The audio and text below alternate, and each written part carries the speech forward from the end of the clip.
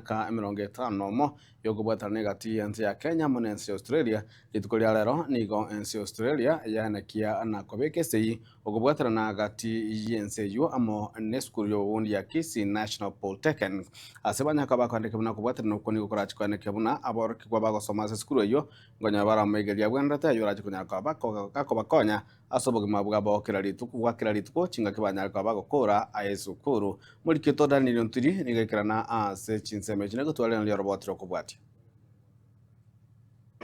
Kisii National Polytechnic nemo yicheskuru isana berega Kenya ichichiganrete kubwatirana nense ya Australia ase kirenge kyekenene nase ntunda ya kabirero abo bisabaiga nigo bakuru kuigwana iginto kirachiko konye gikundi kende kyabora kigwa konyeka na megerio boigo chigasi nsende onsi yokuganya kwabo. As we move forward, we are simply saying yes. Our strength as a country is the young people that we have. We pride in our education that we have. But then the question that we have is, does it resonate very well with the expectations of Australia? Does it speak to the needs of Australia?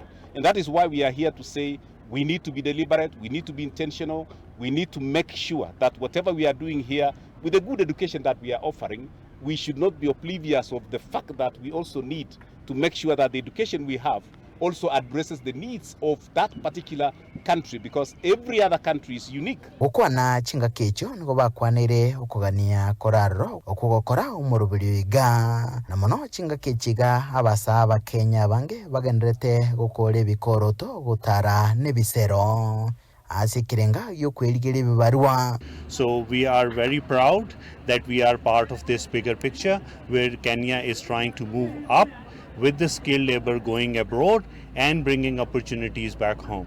So our promise is train locally, work globally, and we will make that happen for Kenyan youth, and we want them to support us as we bring more and more opportunities in Kenya. John Akola no mwarimu munene ase skuru ye oteba okugwa no kwiga no kurikirana ngojugokia ng'eni yaborokigwa bange asubugima. We are running the second cohort, which will start in January. The current cohort that we have comprises of about 22 trainees who are actually undergoing the training for 52 weeks. And after 52 weeks, they'll be able to be awarded different skills with accreditation from the Australian government.